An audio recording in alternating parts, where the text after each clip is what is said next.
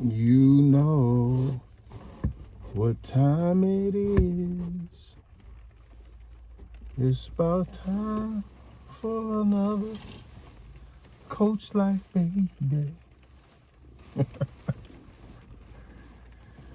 About time for another Coach Life, baby. Whew. Well, good morning, or whatever time it is that you're watching this. Good evening, good night, good afternoon. Buenos noches, buenas tardes. Hola, ¿cómo estás? Bonjour, bonne nuit. Coach Life.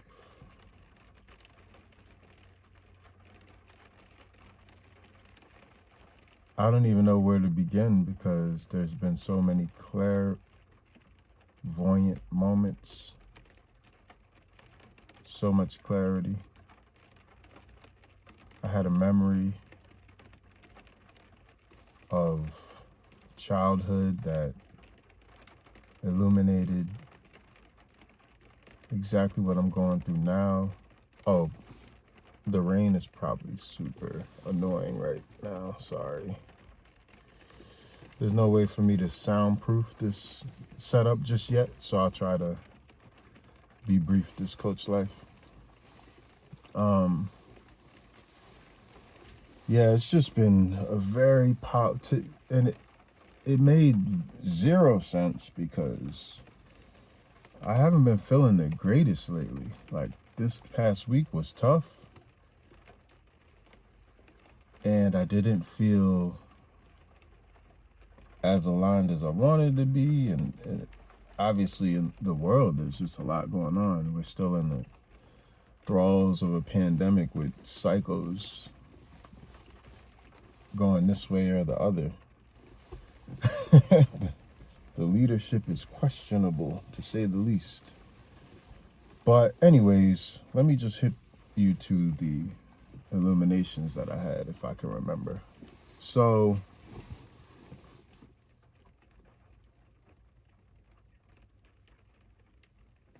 13 is a very powerful number, and I've struggled with it for a long time because of obvious social constructs. 13 is considered unlucky in America, lucky in Italian. It's complicated. In Italy, not Italian. Well, it is Italian. Aha. Voila. The reason I struggle with 13 as a number, as a container of information, is because I struggled with the fusion or the addition of 6 and 7. And I remembered being a kid in, what was that, first grade at private school. We had this teacher, a math teacher. I don't remember their name. I don't remember if they're male, female. I don't remember nothing. I just remember anyways, it's probably a woman. But I remember she would call us to her desk individually, and it was like the illusion of privacy, but you know everyone's listening. Well, you have a sense, but you don't actually know you are 7. But she would ask you it was like the test, the quiz part, and she would ask you to say the multiplication tables. And I remember always struggling with 6 times 7. Even in the shower when I was remembering, I was like, it just came to me, and I was like, what is 6 times 7? I'm like, I know 6 times 6 is 36. 7 times 7 is 49. I'm like, what is 6 times 7? I always assume it's like 36, and then I realize it's 42. But it's just so hard for me to come to terms with that. And even 6 plus 7, I know it's 13, but I still have to think about it. It's not like 6 plus 6 or 7 plus 7. Those are very easy. And I know there's more depth there, but the way that it came through with such clarity, I was realizing, oh, wow, this is really 6-7D clarity that I'm applying here. Because as I've been cycling through trying to realign every portion of my body and my being, I should say, not just my body. I've been realizing the nuances are so fruitful that once you tap into the process, because that is the magic, the process, it's not just the end result. The end result is cool, but the process is so fruitful and it's fractal. So anyways, once I realized my struggles with 6 and 7, and not only addition, but then I had the vivid memory of 6 times 7, multiplication, then I realized there's the symbolic frequency of 6 and 7. So 6 as a number is strongly associated with divisive, darker. It's like if 5 represents change, 6 is like change. 6 is like heavy change. And of course, there's like the 666 association, the whatever you call it. And then 7 is the illuminated number. 7 is like the oneness that wants to be, but it is like, you know, it's like if 6 is the devil energy, 7 is the God energy.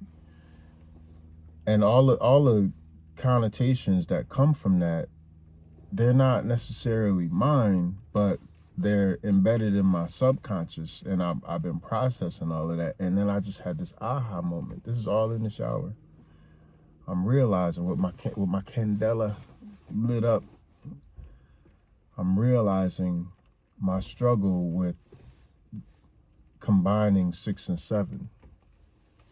As the young woman from Detroit told me when I went back to Love Lane to try to help out with the Swift factory, which ended up just being a gentrification ploy. I'm glad I didn't even get aligned with that. She said, I never learned how to use my superpower, because when she found out I grew up on Love Lane and knowing the neighborhood and what the people go through, she knew that my darkness was something that I ran from. My 6 energy was something that I wasn't comfortable with.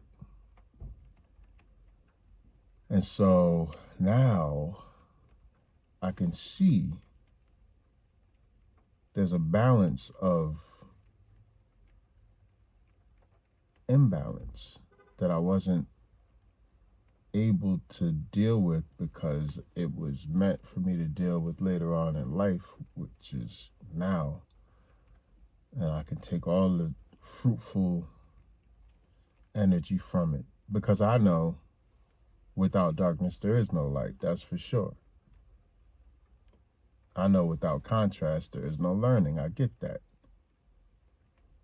So now, the moment of clarity that came to me in the shower between 6 and 7, first of all, the years that had to go into me understanding that numbers actually have power, that nothing means nothing, everything actually has energy behind it. That's why it exists.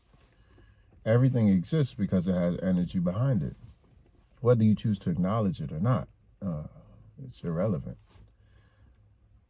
The energy will be influenced by how much you acknowledge it, because we are in a quantum universe, a holographic perspective. Well, some of us. So that's my Coachlife gem. I guess that would be my title for this video, 6 and 7. I'm imagining the 13th will be somewhat powerful, being that 6 and 7. Jeremy. Coachlife, baby. Ciao.